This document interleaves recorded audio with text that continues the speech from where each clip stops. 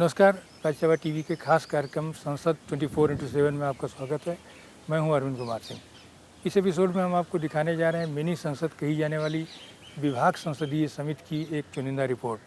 वैसे तो ये आम धारणा है कि संसद 60 से 70 दिन चलती है, लेकिन ये समितियाँ बेहद अहम हैं, तमाम महत्वपूर्ण विषयों की पड़ताल करती हैं और साल में इनकी 400 से अधिक बैठकें होती हैं और ये जिन रिपोर्टों को देखती हैं, जिन रिपोर्टों की पड़ताल करती हैं, वो आम जनजीवन से जुड़े हुए महत्वपूर्ण सवालों पर केंद्रित होती है। आइए आपको दिखाते हैं ऐसी एक रिपोर्ट।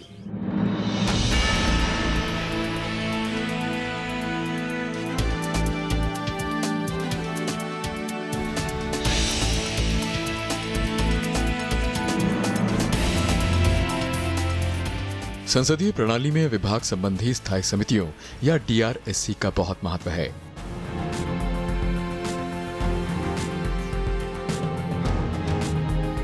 मंत्रालयों की अनुदान मांगों को लेकर तमाम ज्वलंत विषयों पर कभी ये फील्ड विजिट कर रही होती है तो कभी बैठक कर साक्ष्य ले रही होती है।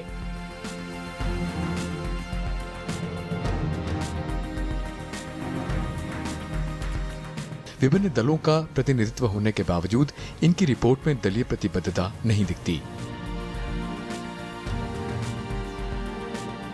सभापति राज्यसभा M वेंकैया नायडू इन समितियों के कामकाज की सराहना कर चुके हैं। वहीं प्रधानमंत्री नरेंद्र मोदी इनको विधानसभाओं के लिए रोल मॉडल बता चुके हैं। स्टैंडिंग कमेटी है, अस्थायी समिति बना ही था इस उद्देश्य से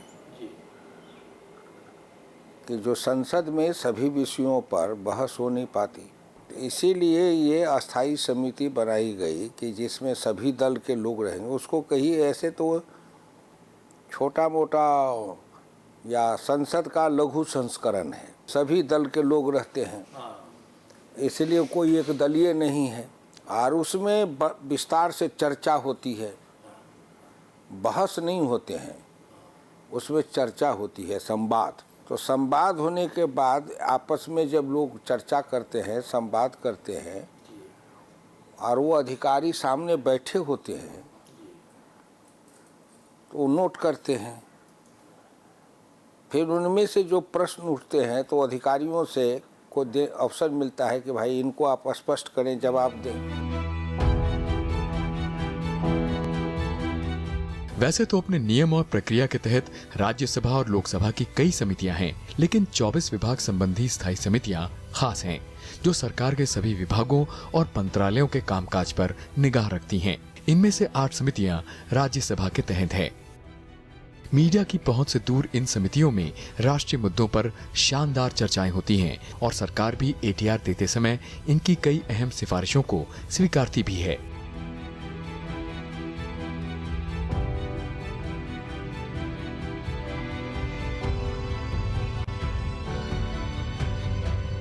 विभाग संबंधी संसदीय स्थायी समितियों का शुभारंभ 1993 में हुआ था।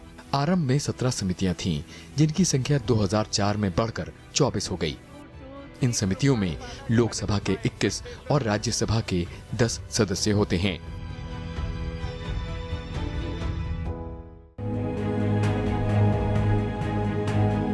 ये समितियां मंत्रालयों और विभागों के अनुदान मांगों की छानबीन के अलावा उनको सौंपे गए विधेयकों की पड़ताल भी करती हैं।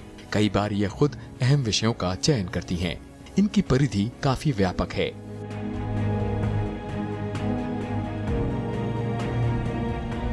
सन 2018-19 के दौरान समितियों ने कई अहम विषयों को चुना।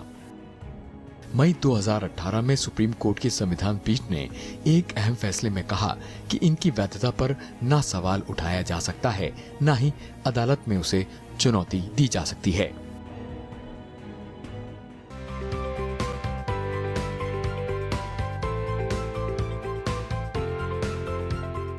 बजट सत्र 2018 के कामकाज के लिहाज से निराशाजनक रहा, लेकिन समितियों का काम शानदार रहा।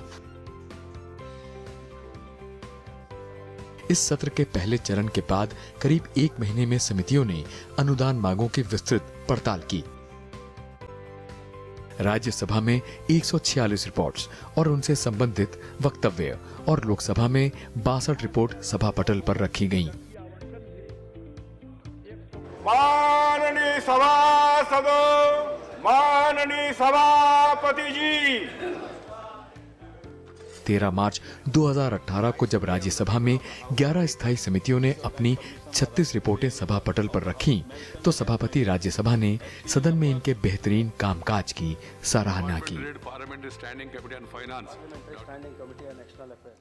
विभाग संबंधी स्थायी समितियों में कृषि संबंधी स्थायी समिति बेहद अहम है, क्योंकि ये देश की एक बड़ी आबादी जो कि खेतीबाड़ी से जुड़ी है, उससे जुड़े तमाम अहम मसलों को ये उठाती रहती है।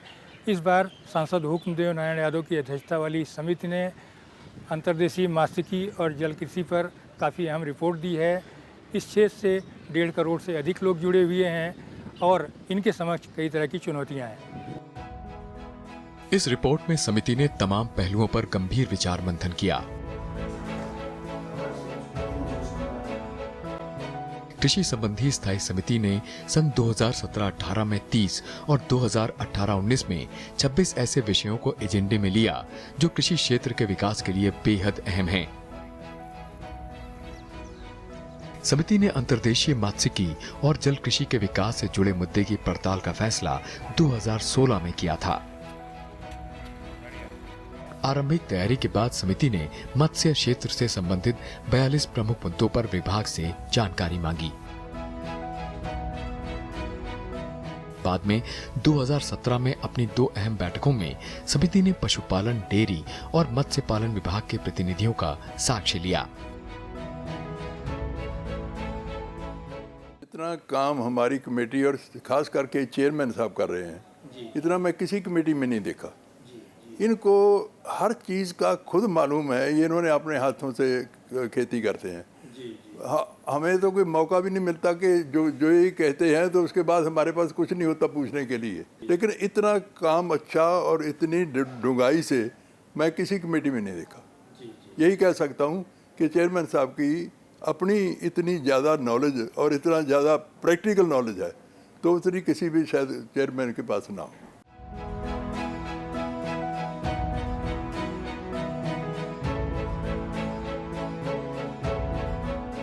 अंतर्देशीय मात्स्यिकी और जल कृषि की जमीनी हकीकत को समझने के लिए समिति के 14 सदस्यों ने 8 से 13 नवंबर 2017 के दौरान राष्ट्रीय चावल अनुसंधान केंद्र कटक और central institute of fresh water aquaculture Bhubaneswar का दौरा किया।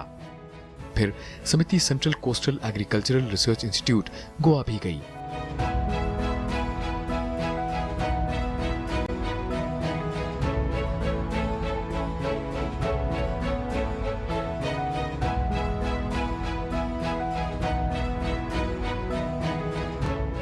इन संस्थाओं की गतिविधियों का अवलोकन करते हुए समिति ने तमाम विषयों पर पड़ताल की। इन प्रक्रियाओं से गुजरते हुए 19 जुलाई 2018 को इस रिपोर्ट को समिति ने स्वीकारा। इसकी रिपोर्ट 25 जुलाई 2018 को राज्यसभा और लोकसभा के पटल पर रखी गई। मछली का हमारी अर्थव्यवस्था में काफ़ी महत्वपूर्ण योगदान है। आज भारत दुनिया में दूसरे नंबर का मछली उत्पादक देश है और अंतर्देशीय मात्स्यिकी में भी चीन के बाद ये दूसरे नंबर पर है। कुल मिलाकर के मछली उत्पादन में हाल के वर्षों में काफ़ी प्रगति हुई है।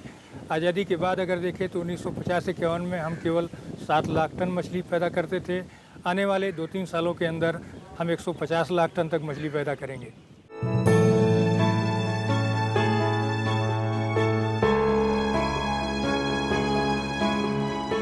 हिमाचल प्रदेश की विख्यात झील गोविंद सागर पर्यटकों के लिए खास है। 60 के दशक में भाखड़ा बांध बनने के बाद करीब 70 किलोमीटर लंबी ये झील अस्तित्व में आई। बहुत सी खूबियों के साथ ये मछली पालन में भी देश में अव्वल है। 10,000 हेक्टेयर में फैली इस झील से सालाना 500 टन से अधिक मछली पैदा होती है। 26 सहकारी समितियों के माध्यम से यहाँ बड़ी संख्या में मछुआरों को रोजी रोटी मिलती है और सरकार को भी काफी आय होती है। गोपाल दास जैसे मछुआरों के लिए तो गोविंद सागर जीवन का जरिया है। यहाँ पर कम से कम भी कोई 1500-2000 के करीब मतलब मछुआरे हैं जो मछली का काम करते हैं। अच्छा, और खास तो कौन सी मछलियाँ मिलती हैं? यहाँ पे रोहू, कतला, सिंगाड़ा, मांसेर, सिल्वर, मिरकार, बाकी और भी कई। मासीर यहाँ क्या पोजीशन है? मासीर कितनी वजन की तक की मिलती है? मांसेर यही 15, 20, 25 किलो का। लेकिन जो खबरें आ रही हैं कि मछलियाँ बहुत कम होती जा रही हैं कई कारणों से, यहाँ है ऐसा लग रहा है आपको? मछलियों का ऐसा है ना कि कम तो कुछ ऐसा भी है कि कुछ आबादी बढ़ रही है और कई कारण हैं जैसे शिकारी ज़्यादा हो गए और मछली अब पानी कम है। पानी कम होने की वजह से भी फर्क पड़ता है। अगर पानी पूरा हो फिर मछली खुले पानी में आती है, ऐसे गहरे पानी में हो जाएगी तो मछली कम ही लगेगी। आप लोगों को कोई ऐसी दिक्कत परेशानी है जो सरकार से कहना चाह रहे हैं? अभी सरकार से तो कोई परेशानी नहीं है, सरकार तो दे रही है, सब कुछ दे रही है। जितना सरकार से हो रहा है वो तो कर ही रही है। फिर भी कोई चीज़ चाहें कहना जो बाकी ऐसा है ना, कमियां तो हर जगह है। सही मिल रहा है आपको? है जी? मछली के दाम सही? दाम तो ठीक ही है इस समय। कृषि संबंधी स्थायी समिति ने मत्स्यिकी और जल कृषि क्षेत्र की विशद पड़ताल में तमाम पक्षों पर गौर किया। इसका अंतर्देशीय क्षेत्र पूरी तरह राज्य सरकारों के तहत आता है, जबकि समुद्री मत्स्यिकी में केंद्र और तटीय राज्य सरकारों की साझा जिम्मेदारी है। पहले समुद्री मत्स्यिकी का वर्चस्व था, लेकिन काफी सालों से अंतर्देशीय क्षेत्र प्रमुख ताकत के तौर पर उभरा है। 1950-51 में अंतर्देशीय मछली उत्पादन 2.18 लाख टन था। कुल मछली उत्पादन का महज 29.1%। अब अंतर्देशीय मछली उत्पादन 78,68,000 टन जा पहुंचा है, यानी देश के कुल मछली उत्पादन का 67.5%। समुद्री मछली उत्पादन 5.34 लाख टन से बढ़कर 37.39 लाख टन हो गया है।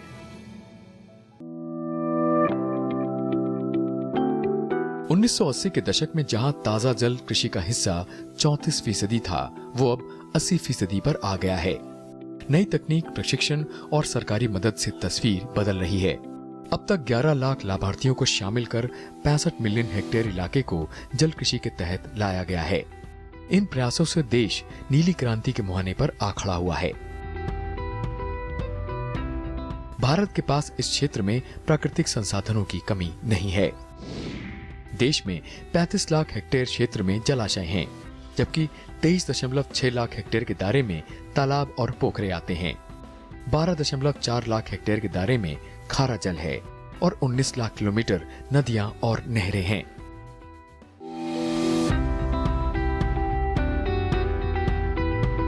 स्थायी समिति का आकलन है कि विशाल दायरे में फैले मानव निर्मित जलाशयों, सिंचाई नहरों, लवणीय और जल भराव वाले इलाके में मछली पालन की काफी गुंजाइश है। लेकिन बीज, आहार, स्वास्थ्य प्रबंधन और मार्केटिंग सहायता जैसे क्षेत्र अभी भी कमजोर हैं। इसी तरह हिमालयी इलाकों में शीत जल संसाधन के तौर पर झरनों से लेकर झीलों और जलाशयों में और अधिक मछली पालन की गुंजाइश है। हमारा पहाड़ी और पूर्वोत्तर इलाका मछली उत्पादन में महज 3% का योगदान देता है, जो समिति की राय में काफी कम है। इन इलाकों में मछली की 258 शीत जल प्रजातियां मिलती हैं।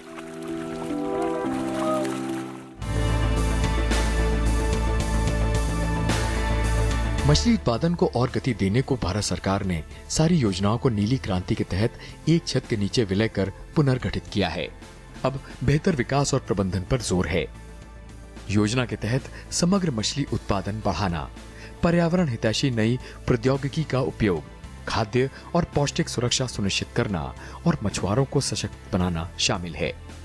5 बरस के लिए 3000 करोड़ के आवंटन के साथ इसमें कई घटक जोड़े गए हैं, जिसमें राष्ट्रीय मत्स्यिकी विकास बोर्ड और उसके क्रियाकलाप, अंतर्देशीय मत्स्यिकी और जल कृषि का विकास, समुद्री मत्स्यिकी आधारभूत ढांचा और पोस्ट हार्वेस्ट सुविधाएं, मत्स्यिकी क्षेत्र का डेटाबेस और भौगोलिक सूचना प्रणाली सुदृढ़ बनाना, राष्ट्रीय मछुआरा कल्याण योजना। भारत सरकार ने 2019 से 20 तक 150 लाख टन मछली उत्पादन का लक्ष्य हासिल करने को एक व्यापक एकीकृत राष्ट्रीय मत्स्यिकी कार्य योजना बनाई है। मछली पालन के लिए उपलब्ध सभी साधनों के बेहतर उपयोग के साथ अंतर्देशीय मत्स्यिकी और जल कृषि पर खास फोकस किया गया है। समिति ने इसके वित्तीय पहलुओं की भी पड़ताल की है। समिति ने 1973-74 में आरंभ की गई अंतर्देशीय मत्स्यिकी विकास और जल कृषि योजना और केंद्रीय सेक्टर की पुरानी योजनाओं की भी समीक्षा की समिति ने पाया कि भारत में 10.24 लाख हेक्टेयर खारे पानी का क्षेत्र होने के बावजूद केवल 15% में ही वाणिज्यिक खेती हो रही है। हालांकि इसमें मूल्यवान मछलियों का बड़ी मात्रा में पालन हो सकता है। हाल के राज्यों में हरियाणा और पंजाब जैसे राज्य लवणीय जल कृषि में अग्रणी रूप से उभर रहे हैं।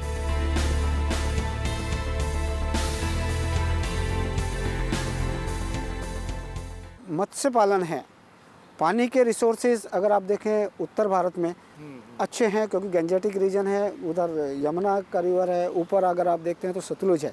तो इस बीच में कैनाल्स का सिस्टम बहुत अच्छे तरीके से, ज़मीन का जो जल स्तर है वो भी अच्छा है। तो किसान को अगर कोई अपॉर्चुनिटी अगर प्रोवाइड की जाती तकनीक के तहत कि आप केवल इस खेती पे निर्भर न रह के और दूसरी अगर एक्टिविटी जिसके साथ उनको अपनाएं तो आपकी आमदनी बढ़ सकती है।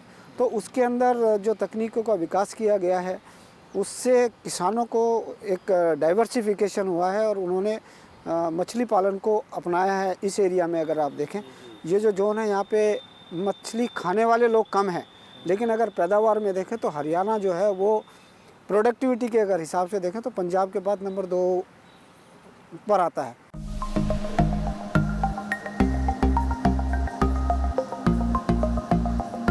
सजावटी मछली पालन का दायरा भी बढ़ रहा है। हालांकि ये एक गैर खाद्य गतिविधि है, लेकिन इसका भविष्य उज्जवल है।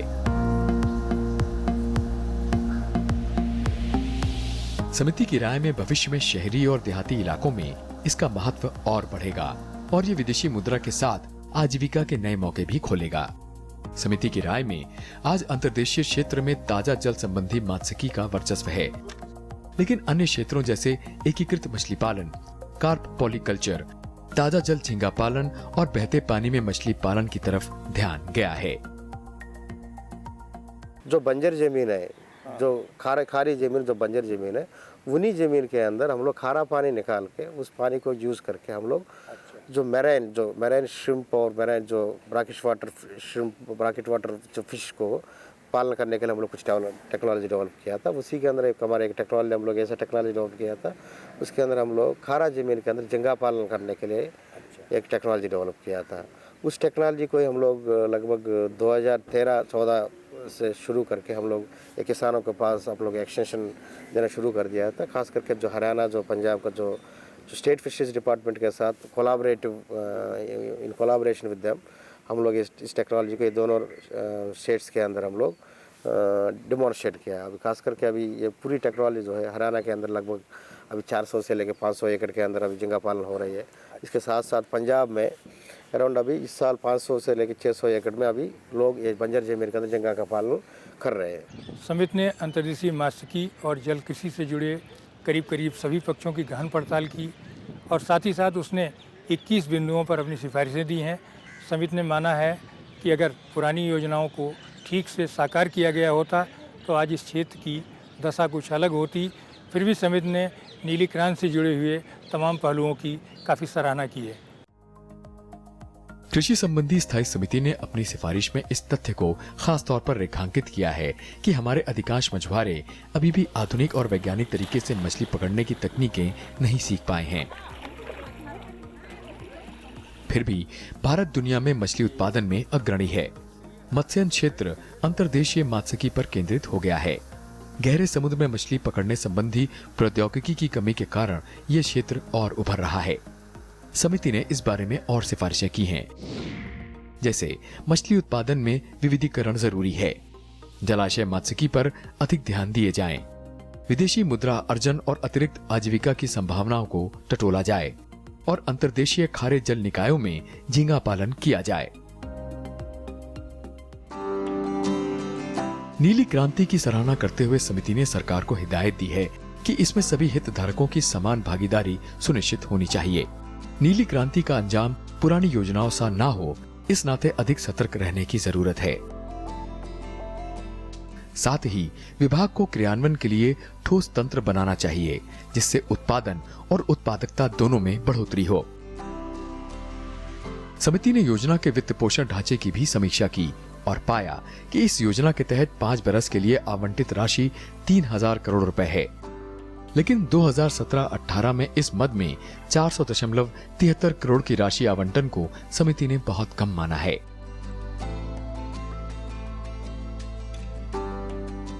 अभी इस बार के बजट में अनाउंस किया गया कि फिशरीज की मिनिस्ट्री को एक अलग मिनिस्ट्री का अलग विभाग बनाया जाएगा, जिससे जो ब्लू रेवोल्यूशन है, प्रधानमंत्री जी का जो एक आगे की सोच है ब्लू रेवोल्यूशन की, कि और जो इससे जो और रोजगार पैदा होंगे, वो एक देश के अंदर एक बहुत ही एक जैसे सफ़ेद क्रांति आई थी, इसी तरीके से नीली क्रांति आने की संभावनाएं हैं। समिति ने पारंपरिक मछुआरों की दिक्कतों को उठाते हुए इनके सशक्तिकरण की वकालत की है। समिति ने टिप्पणी की है कि वैज्ञानिक और सतत तरीके के क्रियान्वयन से मछली उत्पादन में व्यापक बढ़ोतरी हो सकती है। इस काम में प्रशिक्षण और कौशल विकास के साथ पूर्वोत्तर और पहाड़ी राज्यों पर विशेष ध्यान देने की जरूरत है।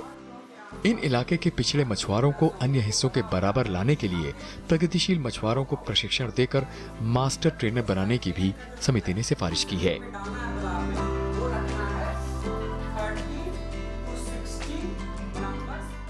हम लोगों का जोर था ज़्यादा कि एक तरफ अगर आधुनिक मछली की खेती हम करते हैं वैज्ञानिक, तो दूसरे तरफ हमारा जो ट्रेडिशनल है उसको हम छोड़े नहीं, और ट्रेडिशनल खेती को कैसे हम साइंटिफिक बनावे, मॉडर्न बनावे, कैसे मैकेनाइज्ड हो, इसको भी करना। तो दोनों साथ साथ चले कि ट्रेडिशनल भी रहे और आज के युग में मॉडर्न भी रहे। वो तो हाँ, वो भी बढ़े, लेकिन जो ट्रेडिशनल है वो भी छूटने नहीं पावे। उसमें से कई चीज़ निकालते हैं, फिर केवल मछली ही नहीं है, उसमें कई तरह के जल जीव हैं जो लोग खाते हैं, तो वो सब भी निकाल के लोग खाए, उसमें भी उन्नति हो। तो ये दोनों तरह पर इस पर विशाल चिंतन इसलिए किया गया कि उत्तर से दक्षिण, पूरब से पश्चिम, संपूर्ण भारत के आधार पर एक बहुत बड़ा समाज है जिसका ये ट्रेडिशनल पेशा है, परंपरागत उनके जीविका का साधन रहा है।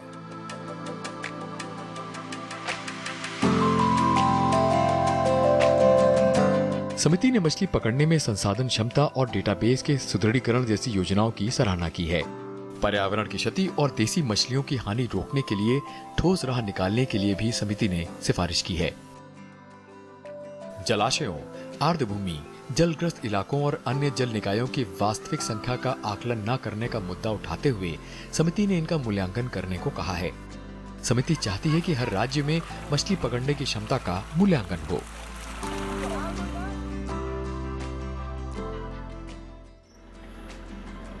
जल निकायों को पट्टे पर देने का मुद्दा भी समिति ने उठाया है।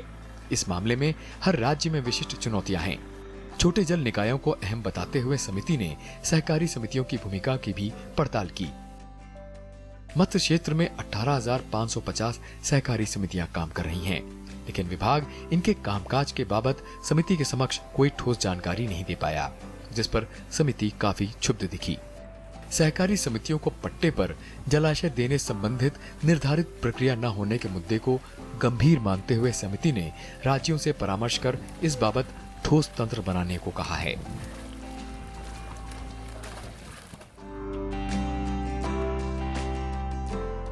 मछली प्रबंधन और प्रजातियों के विविधीकरण जैसे प्रयासों की सराहना करते हुए समिति ने विभाग और भारतीय कृषि अनुसंधान परिषद के बीच समन्वय की कमी का मुद्दा भी उठाया है। समिति की राय में नई तकनीकों तक पहुंच सीमित है। केज कल्चर और दूसरी तकनीकें आरंभिक स्तर पर हैं। ये प्रौद्योगिकियां जब तक वहनीय नहीं बनती और पारंपरिक मछुआरों की पहुंच में नहीं आती, तब तक वांछित परिणाम नहीं मिलेंगे। समिति की राय में अंतर्देशीय मात्स्यिकी क्षेत्र में कई गुना उत्पादन बढ़ाने की क्षमता है, लेकिन जल कृषि क्षेत्र में गुणवत्तापूर्ण मछली बीजों और चारे की सीमित उपलब्धता एक चुनौती है, जिसे दूर करना जरूरी है।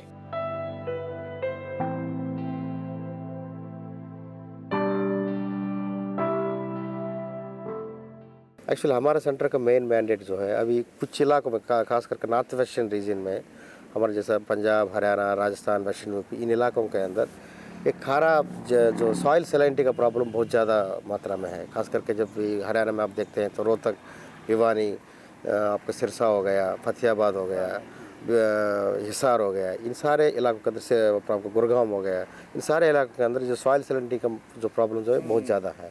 और हमारे सेंटर का भी मेन ऑब्जेक्टिव यही है कि नॉर्मली हम पूरे हमारे भारत के अंदर जो मैरीन जो फिश कल्चर, मैरीन एक्वाकल्चर है, मैरीकल्चर टेक्नोलॉजी, जैसा मछली और जो समुद्र मछली, समुद्र की झींगा का पालन करने के लिए मैरीकल्चर टेक्नोलॉजी काफ़ी सालों से हमारा ये है, पॉपुलर है। समिति ने मछली पकड़ने संबंधित बीमा कवरेज न होने और प्राकृतिक आपदाओं में मछुआरों को राहत देने की कोई योजना न होने पर नाखुशी जताई। जीडीपी और फूड बास्केट में अत्यधिक योगदान देने के बावजूद इस क्षेत्र को कृषि के समकक्ष नहीं माना गया है। ये बेहद चिंता का विषय है। सरकार बीमा कवरेज और जोखिम के मुद्दे पर ध्यान दे और पहले से दी जा रही सुविधाओं में भी सुधार करे।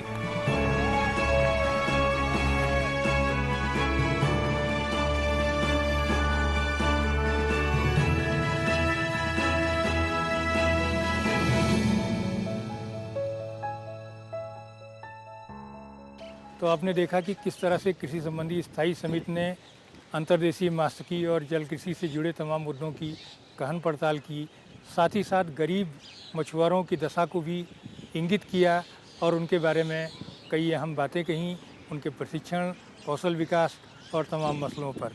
कुल मिलाकर के समिति ने भारत सरकार से अंतर्देशीय मात्स्यिकी के बारे में एक राष्ट्रीय नीति बनाने की बात कही और राज्यों के साथ एक बेहतर तालमेल करके राज्य केंद्रित विशिष्ट योजना के बारे में भी सिफारिश की है।